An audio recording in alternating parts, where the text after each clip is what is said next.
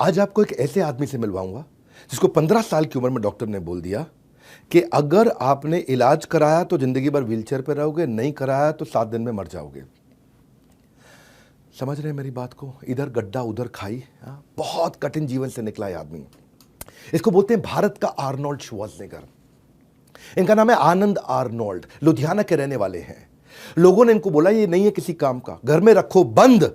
पर इस आदमी ने ऐसी बॉडी बनाई, सबकी बोलती कर दी बंद। गले से नीचे का हिस्सा हमारे देश के अपने आर्नोल्ड पूरी तरह पैरालाइज्ड, कुछ नहीं कर सकते, हिल नहीं सकते। लेकिन ये वो आदमी जिसने अपने जीवन में 50 से ज्यादा टाइटल जीत लिए। मिस्टर पंजाब 14 बार, मिस्टर इंडिया, मिस्टर वर्ल्ड और मिस्टर ओलंपिया। भारत में पहली बार कोई मिस्टर ओलंपिया बना। इसलिए रामधारी सिंह दिनकर की कहानी, वो कविता, वो क्या कहते हैं, मानव जब जोर लगाता है पत्थर भी पानी बन जाता है। आज आपको ऐसे आनंद आर्नोल्ड से मिलवाने वाले हैं जो चल नहीं पाते थे, खुद से खाना नहीं खा पाते थे, वॉशरूम नहीं जा सकते थे, कंप्लीटली बेड रिडन, नीचे का हिस्सा पूरा पैरालाइज्ड। ऐसे व्यक्ति जो स्पाइनल कैंसर से निकल करके आए और उन्होंने भारत को बड़ा भारत बनाया। स्वागत है आपका। Thank you. कैसे आनंद भाई, ये आर्नोल्ड टाइटल कैसे पड़ा आपका? Arnold, I am a Christian guy और मेरे पिता से मुझे ये मिला है नाम। अरे वाह, मुझे लगा आर्नोल्ड श्वार्ज़नेगर से इंस्पायर्ड था ये। नहीं, ऐसा कुछ नहीं है। अभी हर एक कोई यही पूछता है कि आर्नोल्ड श्वार्ज़नेगर से इंस्पायर होके ऐसे, बट ऐसा कुछ नहीं है। जैसे अभी मैं बॉडी बिल्डर बन गया तो उनका नाम लेते हैं। तो जब मैं छोटा था, कमज़ोर था, पतला था, तब सब लोग मेरा मजाक उड़ाते थे इसी नाम को लेके। तो एक बार फिर थोड़ा पोज कर दीजिए आगे बढ़ने से पहले। This is amazing. आपके गले का निचला हिस्सा पैरालाइज था जी, और अब चल नहीं सकते थे, लेकिन दुनिया के लगभग सारे बॉडी बिल्डिंग के खिताब आपने जीत लिए। मैं आपसे पहला प्रश्न पूछना चाहता हूँ, 15 साल की उम्र में आपको last stage spinal cancer detect हुआ था? जी। और लास्ट स्टेज था वो? हाँ। और डॉक्टर्स ने, मैं सुना कि साफ साफ कह दिया था कि आप ज़्यादा दिन जिंदा नहीं रहेंगे, ऑपरेशन किया तो पैरालाइज हो जाएंगे। और उसके बावजूद आपने जो है खुद से खाना नहीं खा पाते थे, वॉशरूम नहीं जा पाते थे। 3 साल आप बेड रिडन रहे जी। और अब जो है मैं देख रहा हूँ कि आपने, मतलब लोगों के बड़े सपने होते हैं बचपन में और आप उस समय बेड रिडन हो गए। किसी को बुलेट चलानी है, गर्लफ्रेंड बनानी है। बुलेट मेरा भी सपना था। हाँ। सलमान खान जैसी बॉडी बनानी, सब करना। लेकिन एक पल में सारे सपने आपके उस समय ख़त्म हो गए। और ये फिर कैसे ये जादू किया आपने? एक्चुअली द थिंग इज़ कि मैं आपको थोड़ा विस्तार में बताता हूँ कि मैं 11 साल की उम्र से इस लाइन में आ चुका था because of my brother. He was state champion और उन्होंने, मतलब कि उनका असिस्टेंट था मैं। कंपटीशन पे जाता था तो बैग लेके जाता था, उनका कलर लगाता था, डाइट वगैरह ऐसे करके जो है मेरे को बॉडी बिल्डिंग का इंटरेस्ट है और मैंने एक्सरसाइज घर से ही स्टार्ट कर दी थी। बट द थिंग इज़ कि मेरे को डैड ने कभी अलाउ नहीं किया था। बट मेरा जो था स्टैमिना बहुत अच्छा था, मेरी फिज़ीक काफ़ी अच्छी थी, जो कि डैड को पता भी नहीं था। डैडी कभी मेरे पे ध्यान भी नहीं देते थे। और 13 की एज में मैंने ज़िद करी और जिम, मैंने बोला कि डैडी मेरे को जिम जाना है। तो डैड ने कहा नहीं, तेरे को चोट लग जाएगी, ऐसे करके। तो फिर बड़े भाई ने जो है मेरे को थोड़ा हेल्प किया इस चीज़ में कि जिम ज्वाइन कर लो। और जब मैंने जिम ज्वाइन किया तो विद इन 3 मंथ्स मेरी बहुत अच्छी बिल्ड होगी कि इंडिया में आई डोंट थिंक सो कि 13 साल का बच्चा कोई इतना बिल्ड कर भी सकता है। बट मेरा पहले घर का ही वर्कआउट बहुत ज़्यादा था, जो कि मेरे को जिम में सिर्फ मेरे को अपने आप को पॉलिश करने को मिला। तो उस टाइम पे मैंने एक गोल्डन का अवार्ड भी जीता था, जो कि सिटी लेवल का था। पर 1 साल में ही जो है कैंसर जो है असर दिखाने लग गया था बिकॉज वो छोटेपन से था। तो 14 साल की उम्र में मेरे को ड्रॉप करना पड़ा। फिर 15 साल की उम्र में आते आते कि चलना भी मुश्किल हो गया था मेरे से, वीकनेस बहुत आ गई थी। फिर जब डिटेक्ट हुआ तो डॉक्टर ने बोला डेथ हो सकती है। मॉम को बोला, डैड को बोला, और मॉम तो बहुत घबरा गए थे, रो रहे थे, मुझे नहीं पता था। तो फिर मैंने मॉम को थोड़ा हिम्मत दी। मैंने कहा नहीं, मैंने कहा थिंक पॉजिटिव। मैंने कहा कोई बात नहीं। कहते डॉक्टर ऐसे बोलता है कि डेथ हो जाएगी तो या व्हील चेयर पर आ जाएगा। मैंने कहा कोई बात नहीं। मैं कहा अगर डेथ हो जाएगी कोई बात नहीं, जिसने दिया है, ऊपर वाले ने दिया है, उसी के पास चले जाएगा, है ना। अगर व्हील चेयर पर भी आऊँगा तो आपकी आंखों के सामने रहूँगा। तो मम्मी को थोड़ी हिम्मत आई तो मम्मी ने फिर पेपर साइन करे। देन जो है आगे प्रोसेस स्टार्ट हुआ। आप 15 साल के थे तब? जी, 15 साल का था। फिर 3 साल आप बेड पे रहे? जी बिल्कुल। और उसके बाद फिर आपने जाना शुरू किया, पर तब आप व्हील चेयर पे आ गए थे? बिल्कुल, आफ्टर ऑपरेशन तो सब ख़त्म हो गया था। 3 साल मैंने जो है फिज़ियोथेरेपी को दिए।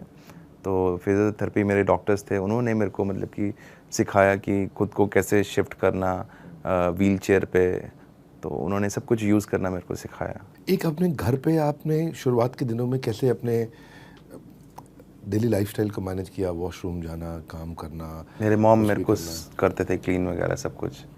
तो जब तक मैं तो 1 चम्मच से खाना भी नहीं खा सकता था। तो फिर फिज़ियोथेरेपी करी तो मूवमेंट्स वगैरह आई, तो हौली-हौली करके सारा कुछ सीखा। लेकिन आम आदमी के लिए तो बहुत आसान है ना, ट्रैक सूट पहना, जूते पहने, बैग टांगा और फट ले जिम पहुंच गए। और आपके लिए जिम जाना तो मतलब एक बहुत इट्स अ बड़ा चैलेंज। हाँ, ये तो मतलब बहुत टास्क है अपने आप में। जिम जाना ऐसा लगता है कि जैसे कहीं बड़े ट्रैवल पर निकल रहे हो, उतनी तैयारी करनी पड़ती। तो आप ये कंसिस्टेंसी, ये मेहनत, ये कैसे किया आपने ये? पता नहीं सर, बस मेरे को प्यार था जिम से, अभी भी है। इवन कि मैं 70 साल तक ऐसे ही करूँगा, मेरा ये गोल है। और अभी आप 34? या नाउ आई एम 34। ये शायद मतलब किसी ने कभी सोचा नहीं होगा कि जो आदमी ऐसे पैरालाइज्ड हो वो जिम जा सकता है। और मतलब होटल में जाना, फ्लाइट पकड़ना, कंपटीशन में जाना, इतनी तैयारियां करना, तो बहुत मुश्किल लगता है। आपने किया कैसे फिर इसको? ऐसा है, by the grace of God मेरे 2-4 दोस्त हैं, बहुत ही अच्छे हैं, और जहाँ पर भी मेरे को ज़रूरत पड़ती है वो हमेशा मेरे लिए स्टैंड करते हैं। तो उनकी भी मेरे को बहुत बड़ी हेल्प रही है मेरी लाइफ में। और बाकी मेरे मॉम हैं, मेरे सिस्टर, उन्होंने मेरे को मतलब कि उन्होंने काम किया है, एक मुर्दे में जो है जान फूंकने का काम किया है। तो आज अगर मैं ज़िंदा हूँ तो अपनी मॉम की वजह से हूँ। मैं सुना है कि जब भी आप ट्रैवल करते हैं या इंटेंस वर्कआउट करते हैं तो आपकी जो है थोड़ी बोन्स डिसलोकेट हो जाती है, जिससे आपको बड़ा पेन भी होता है। जी, जी, जी। एक्चुअली मेरा जब सर्जरी हुई थी ना, कैंसर जो है इतना क्रॉनिक था कि वो बोन को भी खा गया था, एक पार्ट। तो एक पार्ट जो है उन्होंने निकाल दिया, उसकी जगह जो है आर्टिफिशियल ग्लू सीमेंट बोलते हैं उसको, बोन सीमेंट, उसको फिट किया उन्होंने। तो वो कभी भी जो है हिल सकता है। तो वो दर्द करता है अभी? हाँ, बहुत दर्द करता है। तो पैरालाइज होने के बाद जब आप पहली बार जिम गए, पहली बार जिम गए तो आप बॉडी बिल्डर तो थे नहीं। आज जाने में और जब पहली बार गए तो कितना फ़र्क था। तो लोगों ने क्या बोला उस समय? क्या उनका रिएक्शन क्या था सबका? उस टाइम पे मेरा स्टूडेंट था अमित गिल, और वो मेरे को उठा के लेके जा रहा था, लोकल सा ही जिम था। और वहाँ पे सड़क पे लड़कियाँ देख रही हैं, बूढ़े बच्चे सब देख रहे हैं कि ये क्या हो रहा है। और मुझे इतना एम्बैरेस्ड फील हो रहा था ना कि यार मैं क्यों आ गया यहाँ पर।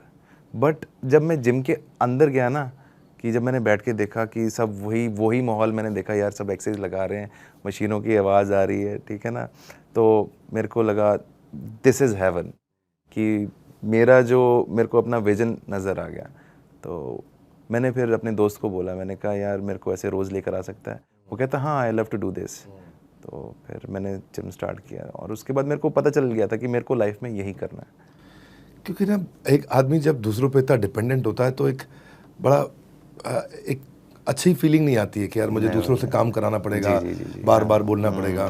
तो अपने आत्मसम्मान में थोड़ा खुद को डिस्टर्बेंस तो होता है, गिल्ट होता है। बिल्कुल, बिल्कुल, बहुत गिल्ट होता है। बट मेरे दोस्त, मैंने बताया ना, मेरे दोस्त बहुत अच्छे हैं कि आज मैं इतने बड़े मुकाम पे हूँ तो मेरी बैकबोन जो है मेरे दोस्त हैं। और उनका मैं आपके इतने करोड़ों व्यूअर्स हैं, उनके सामने मैं अपने दोस्तों का थैंक्स करता हूँ। अरे वाह, जी, क्या बात है। बहुत अमेजिंग दोस्त रहे होंगे आपके। आप एक इंस्पिरेशन है, देखो बहुत बड़ी इंस्पिरेशन है आप। और भाई एक आदमी बिल्कुल फिट एंड फाइन है, सॉलिड है, उसको जिम जाने में, थोड़ा बैग उठाने में बड़ा जोर लगता है, और आप ऐसी परिस्थितियों में गए हैं। मैं ना आपको इनवाइट करना चाहता हूँ, हमारी एक कम्युनिटी है बड़ा बिजनेस की। ओके। हमारी एक ऐप है, इसको बोलते हैं बड़ा बिजनेस ऐप। आप उसको डाउनलोड करो और आपके कुछ वीडियोस होंगे, मैं चाहता हूँ उन वीडियोस को वहाँ डालो आप। हमारे जैसे आपने देखा ना, फेसबुक होता है, लिंक्डइन है, तो इंस्टाग्राम है। हमने एक नया फीचर ऐड किया है उसमें, रील्स और शॉर्ट वीडियो जैसा फीचर, जहाँ पे आप 30 सेकंड, 15 सेकंड, 1 मिनट की वीडियो डाल सकते हो। जैसे इंस्टाग्राम में, यूट्यूब पे रील्स होती है, वैसा ही एक्सपीरियंस है। और इस समय लाखों लोग बड़ा बिजनेस की ऐप को इस्तेमाल कर रहे हैं। यहाँ पे बेसिकली 2 चीज़ें हैं, या मोटिवेशन या एंटरप्रेन्योरशिप, 2 ही चीज़ें हैं।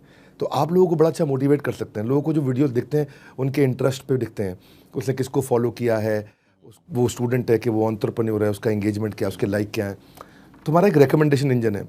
आपकी अगर वीडियो आए वहाँ पे और आप अपना थोड़ा एक बार वहाँ ऐसे कर दें और लोगों को दिखाएं, आई थिंक लोगों को बहुत इंस्पिरेशन मिलेगा, लोगों को बहुत ताकत मिलेगा। तो वहाँ पे लोगों को यूनिक पर्सनलाइज्ड फीड मिलता है। तो ऐसे ऐसे करके लोग इंस्टाग्राम पे देखते हैं, यूट्यूब पे देखते हैं, फेसबुक पे देखते हैं। ऐसे ही लोग अब एंटरप्रेन्योरशिप और मोटिवेशन पे हमारे साथ आके, आप लोगों ने भी बड़ा बिजनेस ऐप डाउनलोड करिए और आनंद को हम इनवाइट करेंगे कि आनंद अपने वहाँ सारे वीडियोस डालें।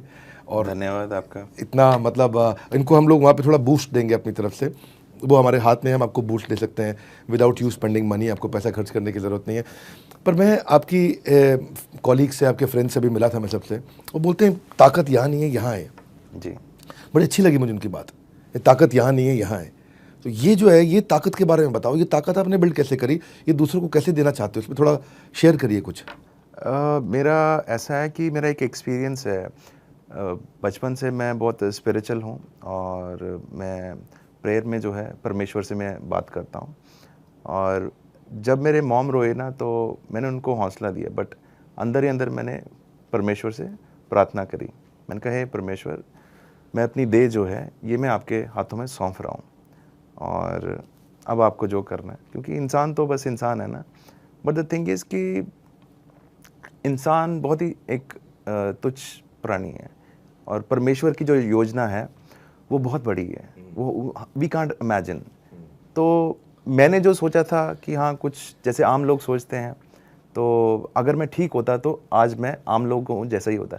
बट परमेश्वर ने मेरे लिए सोचा था कि इसको मैं व्हीलचेयर पे रख के जो है दुनिया में एक इंस्पिरेशनल जो है पर्सनालिटी बनाऊंगा, मिसाल बन गया। जी जी जी जी। आजकल लोगों में अच्छी बॉडी बनाने का बहुत क्रेज है। तो आनंद जी, मैं से पूछना चाहता हूँ कि यंगस्टर सब शॉर्टकट अपनाना चाह रहे हैं। छोटी उम्र में स्टेरॉइड ले लेना, परफॉर्मेंस एनहांसिंग ड्रग्स ले लेना, कोई मसल इंजेक्शन ले लेना, तो हार्ट भी खराब हो रहा है, लिवर भी खराब हो रहा है, किडनी भी खराब हो रहा है, बहुत डेथ भी हो रही है। और दूसरी तरफ मैं देखता हूँ कि अक्षय कुमार जो है वो बड़े फिटेस्ट माने जाते हैं और वो कहते हैं कि मैं इन सबके बड़ा खिलाफ हूँ। तो आपका थोड़ा इस पर क्या एडवाइस है सबको? फर्स्ट ऑफ ऑल मैं ये बोलूँगा, वो इनके खिलाफ है, पर वो प्रोटीन्स की तो ऐड कर रहे हैं ना। वो प्रोटीन कोई गलत बात नहीं है, वो मिल्क प्रोडक्ट से ही जो है वो बनता है। If you are taking right, अगर आपको पता है मेरे को इतना खाना है और इसके बाद मुझे इतना पानी मेरी बॉडी को चाहिए है, तो वो कोई गलत बात नहीं है। एंड यंगस्टर्स के लिए बोलता हूँ मैं, जो शॉर्टकट्स लेते हैं, लाइक शॉर्टकट, जैसे आपने पेप्सी देखा है, पेप्सी को डालते हैं या कोई भी कोका कोला वटेवर, उनके बबल्स कैसे ऊपर आते हैं, ऐसे ही वो बनते हैं और ऐसे ही ख़त्म हो जाते हैं। 2 साल से ऊपर उनकी बॉडी टिकती नहीं है। मैं इस लाइन में 11 साल की उम्र से मैं वर्कआउट कर रहा हूँ और आज मैं 34 का हो गया। और मेरी लाइफ में सर ऐसे ऐसे दिन आए हैं जहाँ मैंने खाना नहीं होता था, रोटी नहीं होती थी, मैंने पानी पी के अपना पेट भरता था और शाम को जाके जो है मैं 100 kg की बेंच मारता था कि अगर मैं ऐसे दिन देख के भी जो है मैं बॉडी बन सकती है मेरी, तो नॉर्मल लोग तो बहुत कुछ कर सकते हैं। सही बात है, सही बात है। ये सिर्फ एक माइंडसेट की बात है, जो आपने चीज़ सोच ली तो वो वैसे ही होगा। सलमान और आमिर खान ने तेज वेट बढ़ाया, तेज वेट गिराया उन्होंने। तो ये एक्सट्रीम वेट गेन जल्दी से गिराना, जल्दी से बढ़ाना, ये कितना डेंजरस है। खुंदक में आगे सुनना चाहता हूँ मैं आपसे कि आलस को कैसे छोड़ा जाए, क्या मैसेज देना चाहते हैं, कैसे सुबह उठा जाए जल्दी? आप सुबह वैसे कितने बजे उठते हैं? राइट एज क्या है एक्सरसाइज की? कहते 12 साल 11 साल शुरू कर दो तो हाइट रुक जाएगी। आप कितनी देर वर्कआउट करते हैं?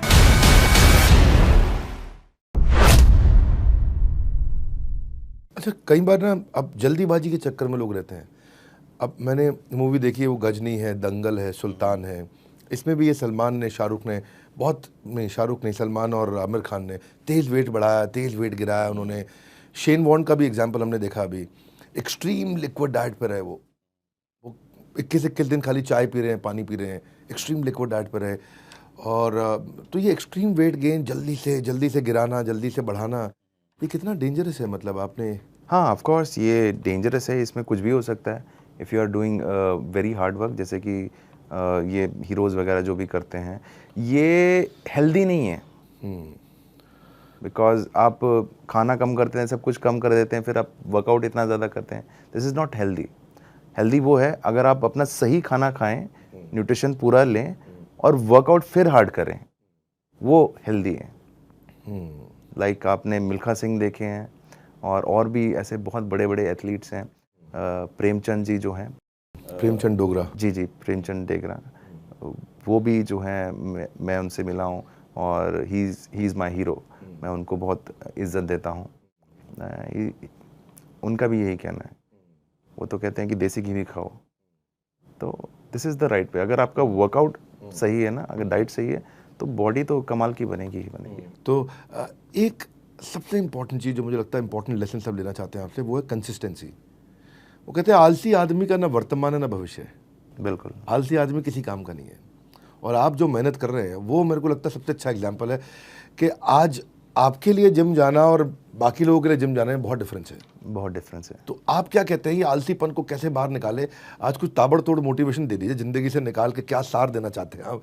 कहिए मतलब थोड़ा खुंदक में आगे सुनना चाहता हूँ मैं आपसे कि आलस को कैसे छोड़ा जाए। आलस को देखो ऐसे छोड़ा जाए कि अगर आप कोई भी काम कर लें, ठीक है ना, लाइक जो आप भी काम कर रहे हैं, ठीक है ना, और हर एक इंसान के दिल में आलस होता है। ये आप भी जानते हैं, मैं भी जानता हूँ, क्योंकि मेरे साथ भी ऐसा होता है कभी। बट जो इंसान उस चीज़ को इग्नोर करके आगे निकल जाता है, वो अपनी लाइफ में हमेशा आगे रहता है। जो कि जो इंसान आगे अपने हमेशा आलस रखता है, नहीं मैं आज चलो ऐसे कर लेता हूँ, वैसे कर लेता हूँ, चीट कर लेता हूँ, वो लाइफ में हमेशा ही पीछे रहेगा। क्या मैसेज देना चाहते हैं? कैसे सुबह उठा जाए जल्दी? आप सुबह वैसे कितने बजे उठते हैं? मैं तो 4 बजे उठ जाता हूँ। 4 बजे? हाँ, 4-5 बजे मैं उठ जाता हूँ। मन नहीं लगता भाई? सब लोग को चाहते हैं, बिस्तर को कौन छोड़ना चाहता सर्दी में सुबह? नहीं सर, मैं सारा टाइम बिस्तर में ही रहता हूँ। हाँ, मैं मतलब कि मेरी लाइफ नॉर्मल पीपल जैसी नहीं है। सही बात है जी, सही बात है। तो फिर आपका क्या शेड्यूल रहता है? मॉर्निंग में वर्कआउट करते हैं, इवनिंग नहीं इवनिंग में करता हूँ। पूरा दिन जो है डाइट की लोडिंग करता हूँ और 2 स्लीप लेता हूँ मैं। स्लीप बहुत ज़रूरी है। तो अगर मैं स्लीप ना लूँ अच्छे से तो मेरी वर्कआउट अच्छा नहीं रहता। तो स्लीप लेके फिर जो है फ्रेश होके नहा के देन मेरा वर्कआउट रहता है। आपका भी कोई चीट मील डे होता है? ये चीट मील का कॉन्सेप्ट ठीक है गलत है, इसके बारे में क्या कहेंगे? नहीं, अगर हम जैसे लाइक अगर कोई हाई प्रोटीन डाइट पे है, अपने किसी कंपटीशन के प्रेप पे है, तो हाँ उनके लिए ज़रूरी है, बिकॉज वीकनेस आ जाती है। अच्छा, ओनली डाइट लेते हैं और कार्ब हमारी थोड़ी होती है, कैलोरी स्टॉप कर देते हैं।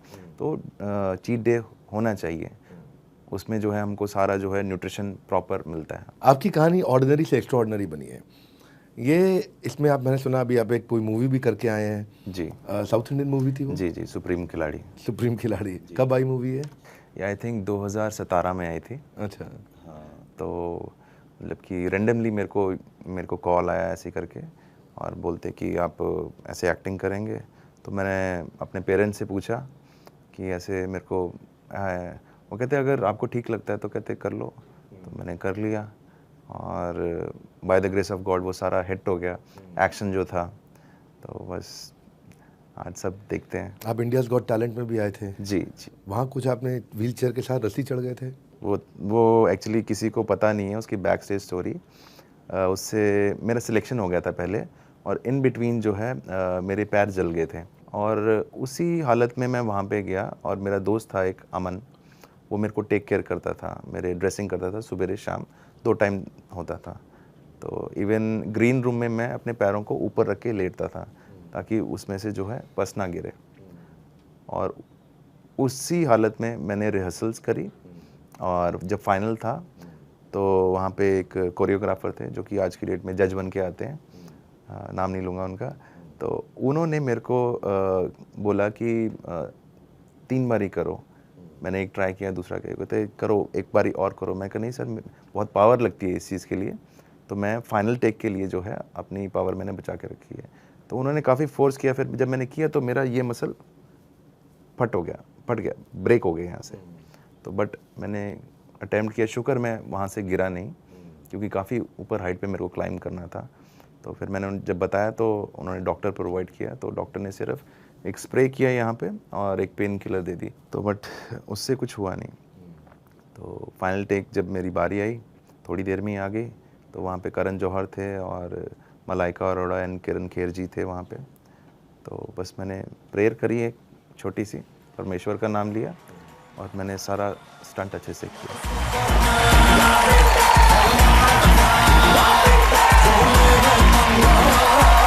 अब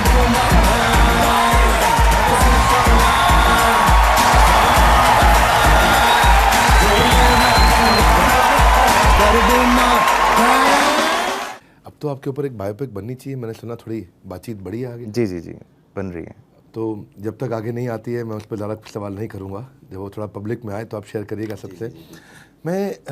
आपने मिस्टर ओलंपिया जीता, मिस्टर वर्ल्ड जीता, ये बहुत बड़े टाइटल्स हैं और इतने बड़े टाइटल्स को अचीव करने में बड़ी अचीवमेंट में बड़ी ताकत लगती है। वहाँ से कुछ अगर शेयर करना चाहें, कुछ एक्सपीरियंस आपका, आसान नहीं होता ये भाई, दुनिया में एक बार जीतने के लिए आदमी ज़िंदगी लगा देता है, मिस्टर ओलंपिया के लिए, मिस्टर वर्ल्ड के लिए।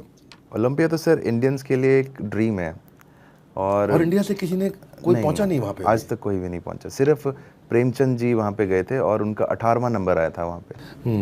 और वहाँ से जो है I am the only one वहाँ से जो मेडल्स लेकर आया हूँ। मैं फर्स्ट रनर अप रहा था वहाँ पे और मैं बेस्ट पोजर ऑफ द ईयर मैंने जीता था वहाँ पर। कितना मुश्किल, कितना आसान सर मुश्किल, बहुत मुश्किल था कि मेरे जो कंपनी के स्पॉन्सर्स थे उन्होंने मैंने उनको जब अप्रोच किया, मैंने कहा ऐसे ऐसे कर है, तो कहते हैं कि हमारा आपका कॉन्ट्रैक्ट था सिर्फ आपको मिस्टर वर्ल्ड तक स्पॉन्सर करने का, तो कहते वी डोंट थिंक कि आपको ये करना चाहिए। तो मैंने कहा नहीं, मेरे को तो करना है। तो कहते नहीं, कहते आप अपने नाम का कंपटीशन करवाओ और कहते जितना भी होगा इन्वेस्टमेंट वो हम करेंगे। तो कहते आप मिस्टर वर्ल्ड बन गए हो, बस ये बहुत है। तो मिस्टर ओलंपिया में मैं लोन लेके फिर मैं उधर गया था। तो मेरे मॉम ने मुझे बहुत रोका, कहते मत जा बेटा। मैं कहा नहीं, मेरे को जाना ही है। अकेले तो बहुत मुश्किल है। नहीं, मेरे अमेरिका में भी मेरे बहुत अच्छे अच्छे दोस्त हैं, तो आई एम ब्लेस्ड, मेरे दोस्त सारी जगह बहुत अच्छे हैं। तो वहाँ पे मेरी पूरी टीम है, तो वहाँ पे उन्होंने टेक केयर किया मुझे। मेरा इस चीज़ को लेके विजन भी है, जो भी अभी मैं ये कर रहा हूँ, ये सारे काम कर रहा हूँ, बिकॉज़ इंडिया में जो है डिसेबल्स को जो है वो रिस्पेक्ट नहीं दी जाती। इवन कि डिसेबल्स की शादियाँ भी नहीं होती सर। सही बात है। हाँ, कि सब लोग जो है तुच्छ नज़र से देखते हैं उनको। तो मेरा पूरा विजन ही ये है कि उनको एक रिस्पेक्ट मिले। सही बात है। मैं एक शो लेकर आ रहा हूँ, उसका जो टाइटल है आनंद आर्नोल्ड क्लासिक है, और ये वर्ल्ड का पहला शो है जो कि एक व्हीलचेयर पर्सन जो है पब्लिक में लेकर आ रहा है। और इसमें जो है कैटेगरीज रहेंगे 8-9 कैटेगरीज रहेंगे, जिसमें men body building, men physique और women body building, women physique, women figure, handicap, wheelchair और वेटरन, सारी कैटेगरीज होंगी। और इसमें जो है हम अभी बॉडी बिल्डिंग में जो ओवरऑल जीतेगा हम उसको एक ब्रांड न्यू कार दे रहे हैं, और बाकी जो अपने अपने कैटेगरीज में जो है जीतेंगे उनको बाइक देंगे, वुमेन्स को जो स्कूटी देंगे, और हैंडीकैप्स को जो है वो ट्राई बाइक देंगे। कब ला रहे हैं आप शो? ये है जून 11 से 12 को, ये होगा अपने जयपुर में होगा, राजस्थान में। तो बस कुछ ही दिन बचे हैं अब आपका ये शो आने में। Let's look forward to this show with all enthusiasm, excitement. I am trying to sum it up. Anand की जीत उसी दिन हो गई थी जिस दिन छोटी उम्र में इन्होंने वापस जब पहली बार जिम गए और उनका विजन इनको दिख गया था, जिस दिन उन्होंने ठान लिया था कि दुनिया में सबसे अच्छी अपनी बॉडी बनाएंगे। थैंक यू आनंद, आपसे मुझे 2 बड़ी लर्निंग्स मिली। डिसेबल का मतलब है this is able, disable, this is able. My ability is stronger than my disability. ऐसे ही इसे हम बड़ा भारत शो नहीं कहते हैं। इस वीडियो को अपने सर्कल में शेयर करिए, और क्या मुझे बताना पड़ेगा किसको शेयर करिए? हर उस आदमी को जिसको एक इन्फीरियोरिटी कॉम्प्लेक्स है, हर वो आदमी जो आलसी है या अंडर कॉन्फिडेंट है, हर वो आदमी जो फिजिकली वीक है, या वो आदमी जो इस समय आगे बढ़ना चाहता है, उसको इंस्पिरेशन चाहिए। जिनको नहीं पता उनको बता दूं कि मैं ये बड़ा Bharat show, India global brand ambassadors, हर बुधवार को आपके पास लेके आता हूं। बस थोड़ा है और इंतजार, आ गया बस अगला बड़ा बुधवार। और एक गुड न्यूज़ मैं आपको दे देता हूं कि अब बहुत लंबे समय के बाद, कोविड के बाद, हम अपना बिजनेस कोचिंग प्रोग्राम, और हमने आनंद जी से बात करी तो वो भी आना चाहेंगे, आपसे आकर के बात करेंगे वहाँ पे। और आप भी अपनी टिकट ब्लॉक करा लीजिए। वैसे टिकट सारी खत्म हो चुकी हैं, कुछ डायमंड कैटेगरी की कुछ बची हैं और रॉयल डायमंड कुछ बची हैं, पता कर लीजिए। तो आनंद आप आएंगे वहाँ पे आकर? डेफिनेटली, आप आके लोगों को इंस्पायर करेंगे वहाँ पे? Definitely, I love to do this. तो ऐसे कई सारे स्पीकर ला रहे हैं जो आकर के वहाँ पे आपको इंस्पायर करेंगे और एंटरप्रेन्योरशिप पे सिखाएंगे आपको। बहरहाल मैं यही कहूँगा आपको, बस थोड़ा सा कर लो और इंतज़ार। आ गया है अगला बड़ा बुधवार, इस बड़ा भारत शो के लिए। हमारे साथ जुड़े रहने के लिए, आनंद की कहानी को सब तक पहुंचाने के लिए आप सबका हृदय की गहराई से प्रेम पूर्वक बहुत बहुत धन्यवाद। मेरे ख्याल में शायद आप पहले लिरिसिस्ट हैं या राइटर हैं जिन्होंने सम्मान के लिए आवाज उठाई। भारत तो है न्यूट्रल होने की कोशिश करता है और यहाँ सेक्युलरिज्म की बात होती है और आप कहते हैं सेक्युलरिज्म स्कैम है, तो क्या सेक्युलर होना गलत है? आप पे ना ये आरोप लगता है कभी कभी कि आप रोमांटिक सॉन्ग्स लिखने वाले व्यक्ति इस समय इतिहास का एक्सपर्ट हो गया है। चंद्रशेखर आजाद को अब इस समय जनेऊधारी चंद्रशेखर आजाद तिवारी कहा आपने। आप इतिहास और धर्म और जाति के चश्मे से अगर सब चीजों को देखने लगेंगे तो ऐसा नहीं लगता कि जैसे आपने कहीं अपनी राह बदल ली है, तो कहीं पॉलिटिक्स में जाने का इरादा तो नहीं है?